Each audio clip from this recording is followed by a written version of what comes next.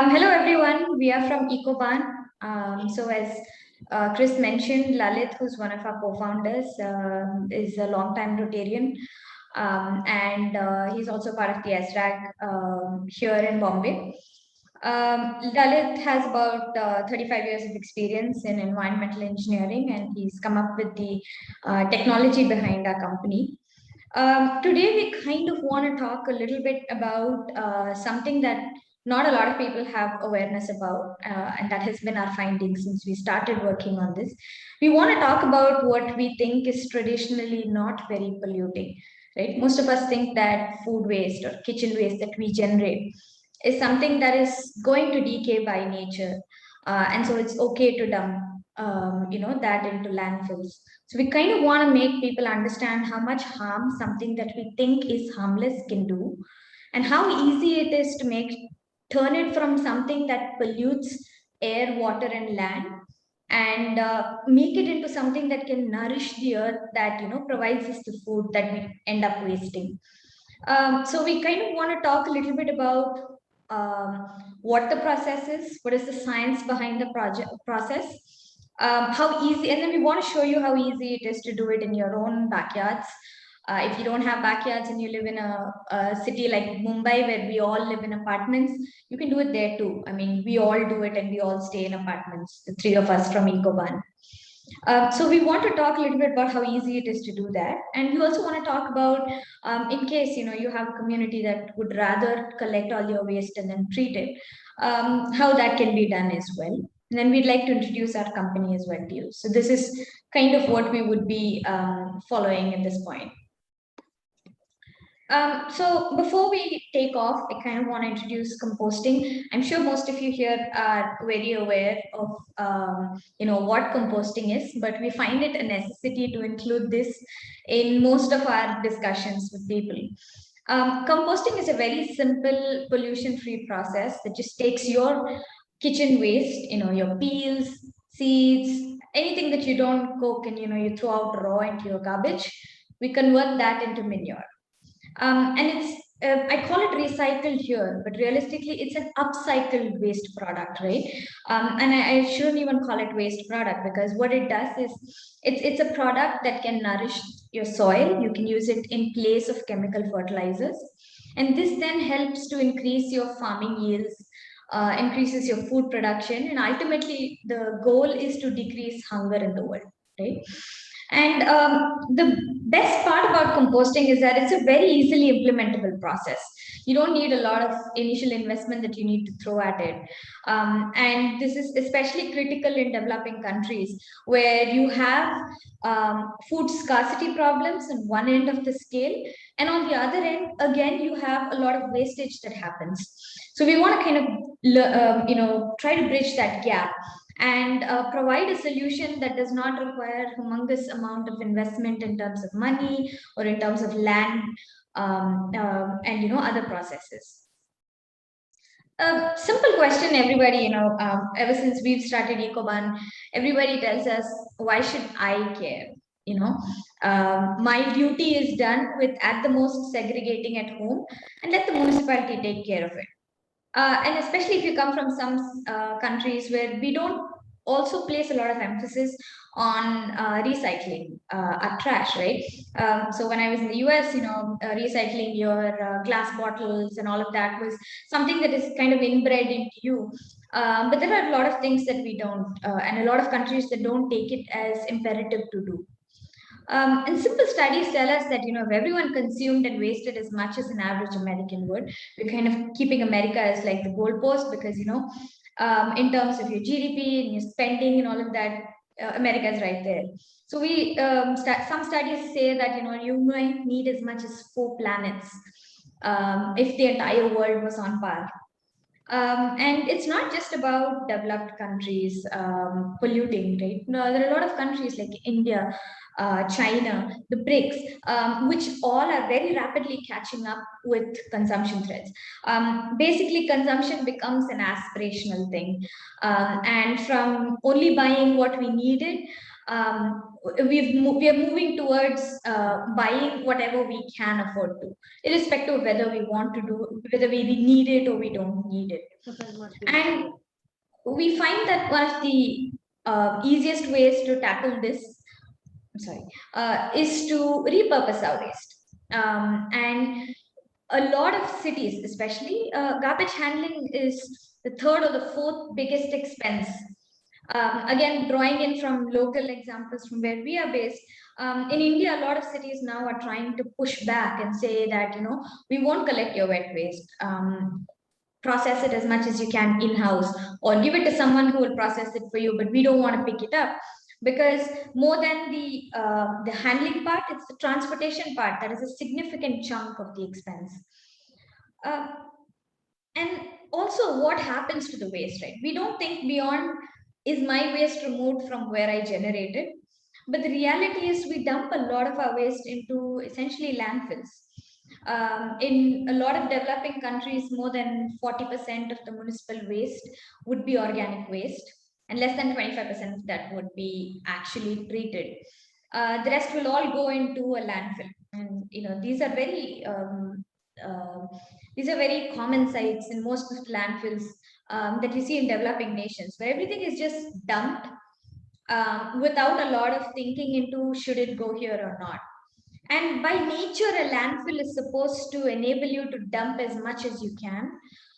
So then what happens is you start compacting the waste, packing it in. And basically, there's no air anywhere inside. And the reason that I talk about air, as we talk about the science of composting, you will understand that the moment you remove air coming into touch with decaying matter, you're going to get leachates, which is going to leach out from your landfill and affect the groundwater. It's going to contaminate the groundwater. There's going to be significant amount of debris that rises. There was recently a paper that was written talking about how debris at a landfill can continue to pollute for up to 50 years. And the maximum effect is felt 5 to 7 years from when the waste is dumped. And also, what happens is there is significant air and land pollution that occurs as a result of us leaving waste that shouldn't go there to decay in unfavorable conditions. So, what does then compost do? When you don't allow waste to decay anaerobically, and you instead compost it, you can actually give back to the earth instead of having something that realistically is a downgrade, right? So when you compost, you take something that would have otherwise been causing air, water, and land pollution, and make it into uh, something that is beneficial. And what we've also seen is that even if you compost without worms, the nutritional value of the compost that you add on to the soil actually stimulates beneficial organisms to come in. And it increases your soil water holding capacity, which means you need lesser water for the same yield that you need to get. And compost varies from chemical fertilizers in the fact that soil nutrient retention happens. So you feed the soil, you don't just directly feed the plant, which is what most chemical fertilizers do. And so with chemical fertilizers, what happens is as the years pass by, the land loses its fertility because you're not nourishing it back. And so you end up using more and more chemical fertilizers until a point of time where your yield reduces to one third of what it used to be. When you start using chemical fertilizers, your yield instantly increases. And that causes farmers, especially in developing nations where a lot of agriculture is still done piecemeal. You have small farmers, multitude of small farmers. They see the increased yield, they want it, they don't want to think about the science behind it. So what they will do is they will increase the amount of fertilizers they add. And thus starts that vicious cycle where you keep stripping more and more of the soil without nourishing it. And compost can help you stop that cycle. It's not going to be instantaneous. It's not going to show you immediate results like a chemical fertilizer will, but it will definitely improve your soil nutrient retention. And that becomes very important when security in terms of yields is essential for very small farmers, especially in developing countries.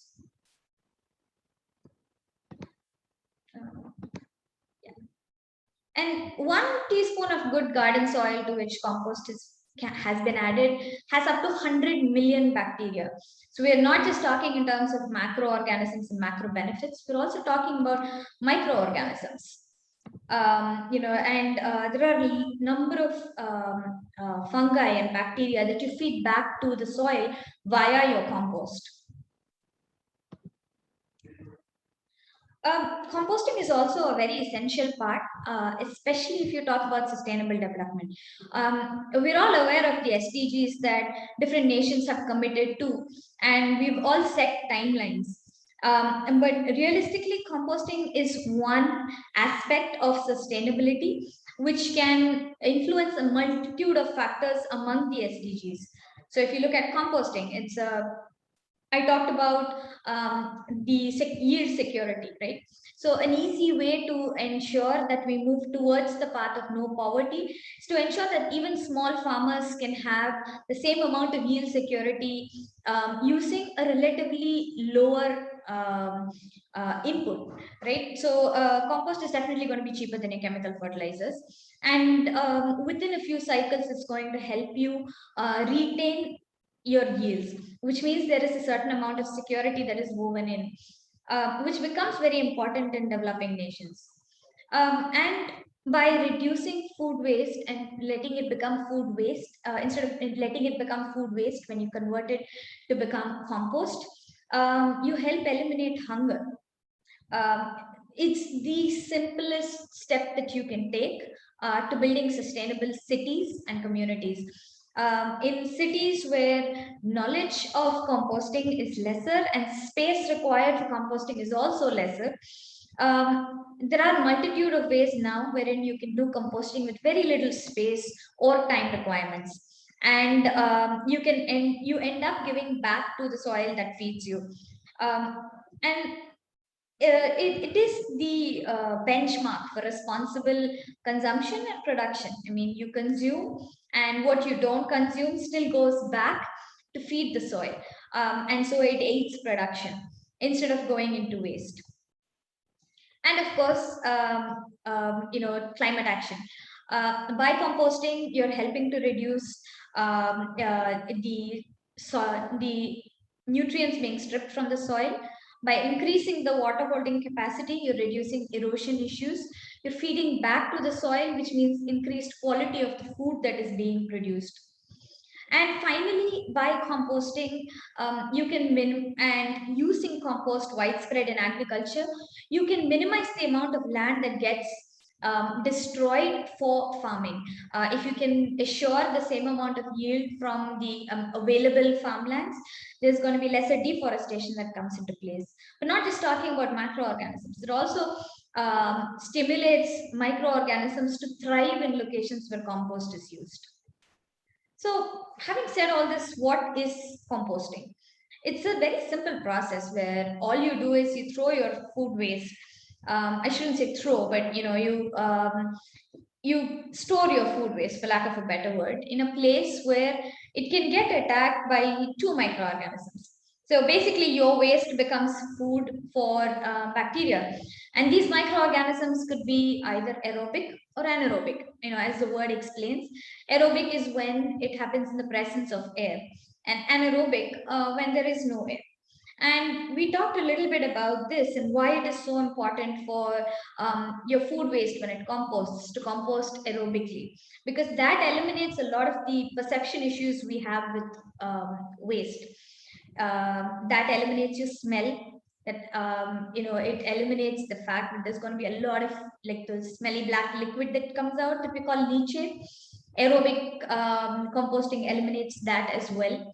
And when you have, the moment you enter into anaerobic decomposition, it's going to start stinking. I mean, we tell all our clients who want to troubleshoot their compost bins, if it's smelling and if it smells like ammonia, you don't have enough air going in. It's as simple as that. Just aerate your pile, just fluff it up, let it not be compacted, and let it be as loose as possible. When you talk about aerobic composting, there are certain phases that there's a gradient that builds up when you start aerobically composting. So you start with mesophilic composting. In the mesophilic stage, that's when you start building up your temperature. It's still not very hot, but it's starting to heat up. And you will see that as these bacteria start feeding on the food waste that you give in, they're going to give out heat.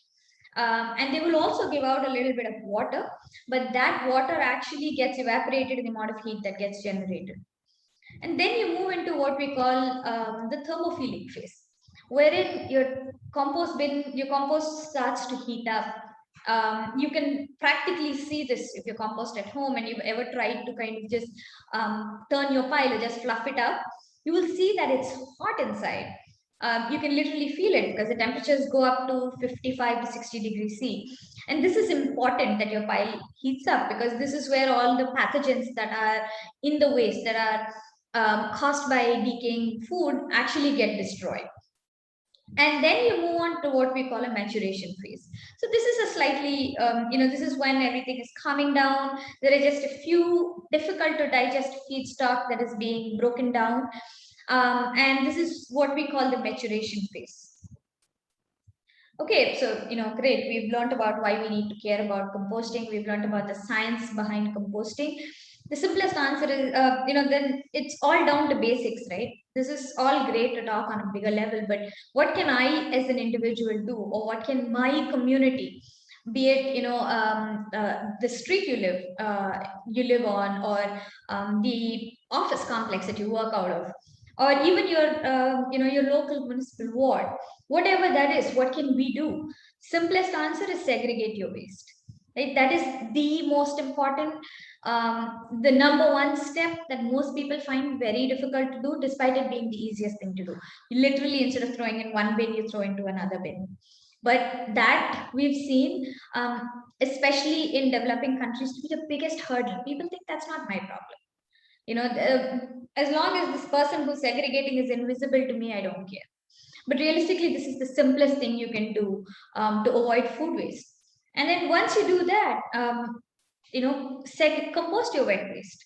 And we'll teach you how to do it. And it's very simple to do it. You don't need anything fancy to do it. And recycle your plastic. The first step, of course, would be to waste as little as you can. But what you do end up wasting, which invariably you will, try to minimize how much goes out of your doorstep, and see how much you can reuse within whatever capacity you can. And the reason that we kind of picked on wet waste and we want to talk about it is because there are a lot of campaigns that run around for plastics, right? And it's very evident to see the effects that plastic has. For example, the city that I originate from, we recently had catastrophic rains, and a large part of the city, had 3-4 feet water all over our streets. And then we found out that it's because there's 180 tons of plastic material that was dumped into a canal. And this canal was built primarily to drain the area of rainwater. The minute we drained that, we took out all that plastic waste, all the waterlogging just instantly, sorts itself out. So when it comes to plastic, it's so evident, and you can kind of see it immediately. But there isn't as much awareness that the organic waste that you make, whatever comes out of your kitchen, can actually cause that much harm too. But because it's not apparent, and because it's not something you see every day, right? I mean, like, how many of us live next to landfills? Because of that, people tend to be a little bit removed from the fact that wet waste is an issue. And we want to change that. So there are two, like I said, there are two ways in which you can compost. And all over the world, municipal bodies insist that it's decentralized composting, which means everyone composting their own, which is the easiest way to tackle waste. But it's not always something that happens for multiple reasons. You also want solutions where you can treat like an entire community, which could be a housing society, could be an industrial complex, could be a tech park. I mean, how do you individually compost in a tech park, right? So you then have what we call community composters, which are for a collection of people or places which all bring their wet waste together and composts it in one go. So we want to talk a little bit about how easy it is to do both. We're going to tell you, we're going to kind of simplify the whole process, just color code it for you. So you know what you can put in, what you can't put in, and what you should do. right? So so if you're looking at doing it at home composting, it's just a 3-step process. Place your bin, in certain areas. Understand what you can and should not put in, and then step 3 is, you don't even need to do anything for it. It automatically is done for you. So the first one is to place your bin. So when you decide you want to compost, um, find an area that has a little bit of drainage and aeration. We like to say in EcoBan that composting is a little bit like learning to ride a bike, right? You have to learn to balance, and that comes a little bit from trial and error. As much as we try to simplify things so people don't have that excuse, in case something goes wrong, and you get a little bit of leachate coming out, or you need, your pile needs a little bit of help, just to ensure that you've safeguarded against that as well, put it in a place where you have enough drainage. Make sure that it's a little bit sunny. Definitely ensure that it's not exposed to the rain. Any good aerated composting system will have certain amount of, will have something built in to ensure that air goes in. So, which will also mean that water can go in through it, and that's just going to cause a soggy, smelly mess. So just make sure that you don't expose it to rain. If it is exposed to rain, at least put a tarp cover on it or something like that. But just make sure that you don't have like water actively entering your bin. So once you decide to do that, start out layering. So you can use a bottom layer where you can put in dry leaves, you can put in coconut husk. If you come from a tropical region, the dry leaves.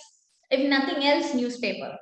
And we all, we're all experts in shopping from Amazon now, or one of these online stores. So you can put in your cardboard into your compost bin. So add a bottom layer that will kind of soak up a little bit of moisture initially, and then use. We always suggest that when you're going to compost, especially if you're a first timer, use some sort of culture. It could be a culture that is available outside commercially, or something that you make at home, like bioenzymes, or even just diluted buttermilk. But do use a culture that helps to kind of kickstart the process for you. Um, a good composting culture should have a good mix of a lot of different types of microorganisms in it. Other than bacteria, you need to have acetinomycetes, you need to have fungi, you need to have protozoa, enzymes which don't really do a lot, but you do need a little bit of it. Fungi to break down some of your browns, and this is why a commercially available compost culture will help a little bit more for newbies, because what it then does is it eliminates that thinking process from you, right? We take care of it, so we kind of create a magic sauce that is specific to us. But what goes in is pretty much universal across the board. There will be a few tweaks here and there, but this kind of, and as someone who just started composting a few months before I actually started the company, I find that a composting culture kind of, it took off a lot of the apprehensions I personally had to about dealing with my wet waste. Because what it does is it helps eliminate odor. So it's not going to stink, which is the biggest misconception that most people have about composting at home. It's not going to stink, not if you do it right. There is no leachate coming out, and we live in Mumbai, which is extremely humid and has rainfall at least 5 months in a year. And even there, we don't get leachate issues. And it does accelerate your process to a certain extent. So now that we've kind of done step 1, step 2 is understanding what you should and shouldn't put in. So we're going to color code that into 3. You put in greens, you put in browns, and you don't put in what we at EcoBan call reds. So greens is anything that's organic. It's basically your kitchen waste. Coffee grounds, by the way, are greens, even though they are brown, because they decay in a similar manner. So it's not to do with the color, but more about what the material offers to the compost. So when you talk about greens, these are your vegetable peels, your fruit waste, your tea bags, your tea leaves, tea powder, coffee grounds. All of this go in as your greens. The greens are what gets digested the fastest. What they also do is to help you, they provide moisture to the compost, and they provide nitrogen. So there are two main things that happens, right? You need nitrogen and you need carbon. Typically, when you dump something that has carbon, it's going to oxidize, become carbon dioxide, cause climate change. Here, what you're going to do is you're going to take that carbon that is there in the organic matter and you're going to fix it and you're going to feed it back to the soil. So while greens provide the nitrogen, the carbon comes in from your browns, right? So here, these are materials that don't decay very fast. They are also materials that kind of provide aeration. They help to provide a lot of carbon. Very simple examples will be like the egg boxes. Those are made out of recycled cardboard. They're really good material to feed your bin. Scrunched up paper. Basically, what you want to do is to add material that will not decay very fast, but will occupy space and will provide air pockets so that your compost bin is never just one compacted mess. And then fallen leaves. Dry leaves are the best thing if you can find them. Wood chips, sawdust, the wood prunings. All of these are excellent sources of browns. So, how do I decide how much of browns and how much of greens? Like I said, it's like learning to ride a cycle, right? So you do need to find that balance. And typically we would say put at least an equal quantity. Because your greens will decay very rapidly, but they are the ones that will compact the most, which means they have the least air pockets inside them. So if you put only greens, you will have leachate coming out and it will stink. On the other hand, browns will decay very slowly. I think I have coconut fibers in my compost that have been in there for 5 months. But they're excellent at soaking up all the extra moisture, right? So what the browns do will keep your pile aerated. So just make sure that you have a good enough mix and you'll arrive at what is a good enough mix for you based on, what waste you put in as a family or as an individual. So you do need to mix in both. And then we're going to talk about reds. Vaidehi, you kind of want to take this up? Yes, thank you, Sujata. So reds are something that you don't put in. It's a red light.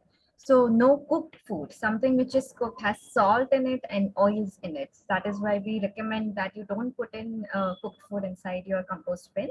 Diseased plants, no diseased plants, because diseased plants will have pests or any bacteria or diseases which are not good for the compost or not good for the plants.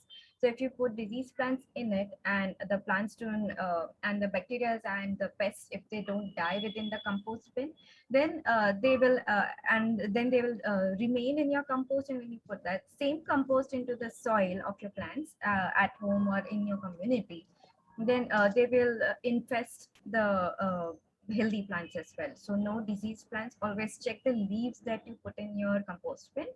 No poop, no animal feces, because again it has bacteria and microorganisms that are not good for us. It may have diseases, so always keep them away.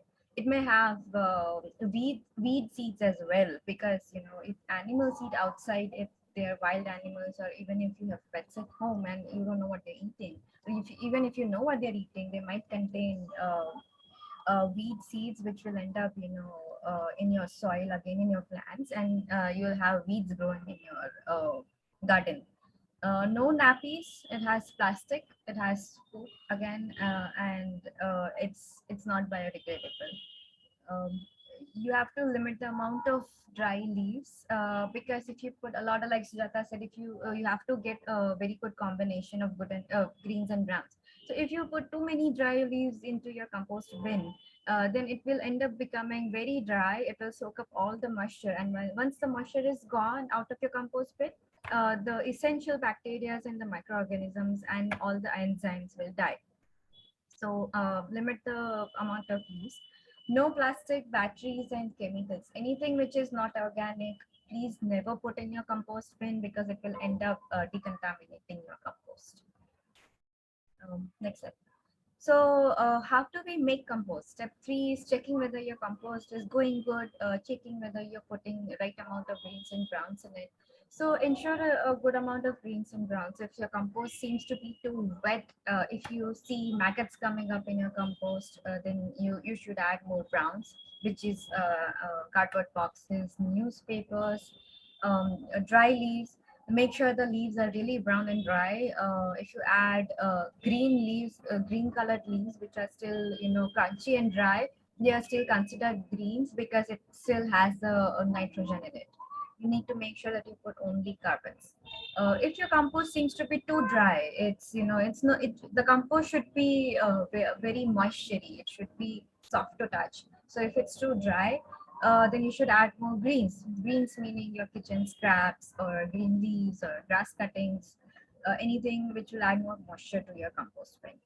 Uh, One thing that I have a practice to do is I turn my compost bin every weekend. So every Sunday it's it's your turn to turn your compost, because if you do that, then you'll put more air inside your compost. If you're putting a lot of greens inside your compost bin, if that's a week where you've put in lots of kitchen scraps, then what will happen is it will start compacting within your compost pile, and you don't want the compost pile to stink. So if you loosen up the compost a little bit, turn it just the top layer of the compost, then you will release the moisture, you'll release the steam that is coming out of the compost pile. Next slide. So one thing that you need to make sure that your compost pile is doing good is you should check the temperature regularly. So like Sujata explained, it's a scientific and a chemical process that goes on once you start adding waste and all the enzymes into a compost pile. So your compost pile should feel hot. So when you put your hand inside your compost pile, not really touch it, but if you put your hand, you should feel the steam coming out of it. When you turn the compost pile, you should actually see the steam coming out of it. uh, if you have a something that measures temperature at home, you can use it to actually measure the temperature. You should just put it inside your compost bin and see if it's 140 degrees Fahrenheit or 40 to 50 degrees Celsius. Then about your compost, when after you start putting in waste, after completely stop dumping anything once the bin is full, it will take at least 4 weeks to decompose fully. And once it starts cooling down, that is when you know that your compost has started to mature. So after about 4 weeks, you'll see that the compost has gone a little cold. It's not very hot, you don't see steam coming out of your compost bin, and your compost pile may have little bits of seeds or like Sweta said, coconut husk, or anything that has more calcium in it will take more time to decompose. Something, so if something like bones, we recommend not putting bones in it, or say mango seeds, because it takes a lot of time. It takes 4 to 5 months to compost. So those are the only pieces that you will see after 4 weeks. And if you're not using commercially available enzymes or bacteria, then and if you're using just diluted buttermilk or bioenzymes, which is homemade, you should wait for 4 more weeks to let the compost mature, because the it might happen that it still has seeds which can grow into the soil after you put the compost into your plants. So total of 8 weeks after you stop putting your compost, after you stop putting your waste, is what you need. Next slide.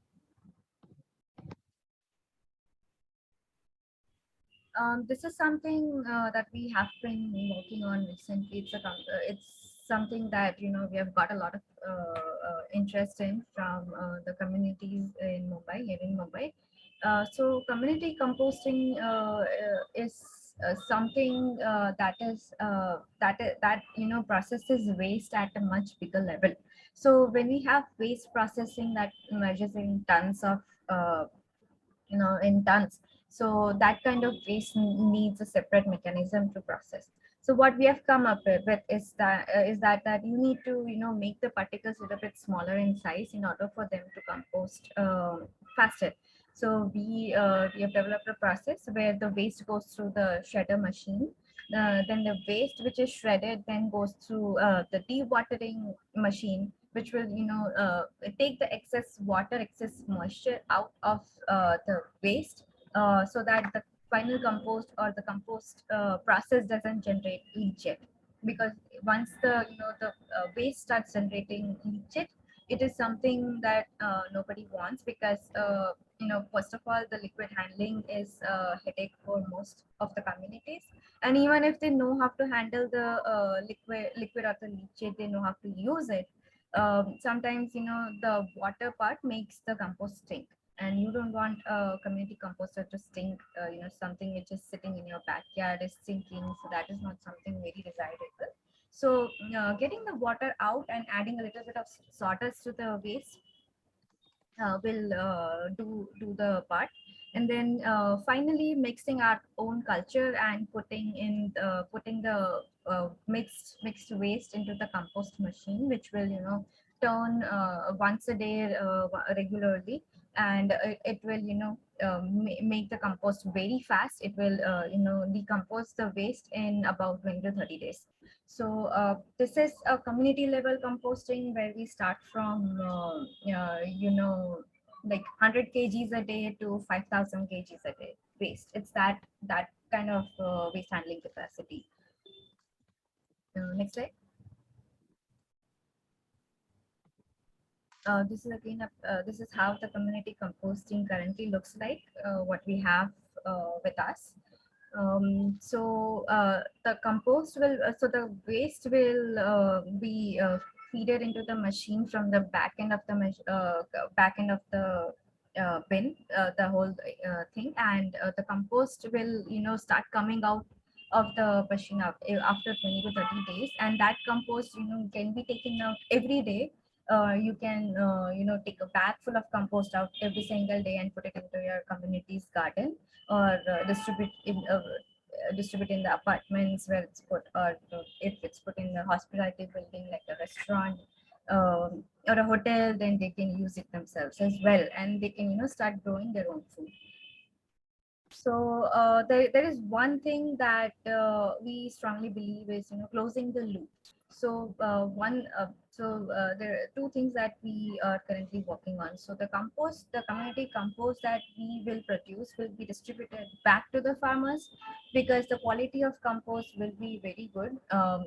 We regularly do the quality testing of the compost, so that the compost that goes out to the farmers is a very high quality compost. And alternatively, if we're not able to provide the compost to the farmers, or if it's not sold to the farmers, we would like to buy the compost ourselves. So Ecobank will buy the compost from apartments or societies, and we will again put it back out in the market, so that people who are not able to produce compost at their house will be able to use it, and they'll be able to eliminate chemicals from their plants effectively. So how do you know if your compost is ready? So the first thing is you have to look at the compost. You have to see how it looks, right? So when you look at your compost, it should be very dark brown in color, almost like black, and that is the reason it's called black gold, right? So it should be very soft. It should be a little crumbly. It should not be too wet. It should be loose in nature. It should feel like soil. If you touch the soil, and if you know the feeling, or have the soil feels in your hands, the compost should feel very similar to it. Earthy smell is what you should be looking for from day one. Even when you've started putting in waste in your compost bin, it should not smell. It should smell like earth from day one, and that is how you ensure that your compost is of a very good quality. So it should smell like earth. It should not contain anything which is visible. So you should not see banana scraps. You should not see leaves inside it. You should not see anything which is visible. It should be a very homogeneous material. And the last thing that you notice is, because all the moisture is gone out of your waste, it will reduce to about 1/3 of the waste original volume that you've put into the bin. Next slide. So I would like to take the opportunity to introduce ourselves, who we are, and what we represent. So EcoBan is born out of passion to address the waste issue, the wet waste issue, to be very specific, because like Sujata said, that wet waste is often not considered as a polluting element. and people don't really know that the organic waste is something that pollutes as well. So Ecoban is a social enterprise. We have been actively trying to develop tailor-made solutions for individual composters, for community composters, for even for vegetable market composting. So everything, so anywhere where the wet waste is produced, we'll try to tailor made our solutions. And so let's talk about the products that we have. So one of the product that we developed is a bin, which is if you see the photos here, the bin has holes in it. It is technically derived. The design is technically derived so as to aerate the compost automatically, so that you don't have to turn the compost every other day. You just have to turn it once, and that to the top layer, and it's just fine. It's we provide this technology ensures that the air is going in from each and every direction, from the top, from the sides, from the bottom, so that if it has enough air going in, then it's aerobic composting, and if it's aerobic composting, it won't smell. This design will also prevent the rodents like mouse, or since we live in a very tropical environment, we have lizards. So anything that can go inside the compost pile will not go inside with our bin. Next. So why don't we, let's just skip how it works. We'll keep this up once people ask us questions. We'll take it. We'll just Yeah, sure. introduce the team, so we have Yeah. some time for questions. Yeah. So we have already introduced your fellow Rotarian Lalit Vashishta. He's a part of SREC South Asia Group. I am myself Vaidi Naik Nandola. I am also one of the co-founder. I am an architect by profession, and Sujata Krishnamurthy here is also our co-founder, and she's a chemical engineer by profession. And all three of us have gotten together to develop the eco enterprise and derive a change within our community. Yeah, so that kind of brings us to the end of the presentation. We'll be happy to take any questions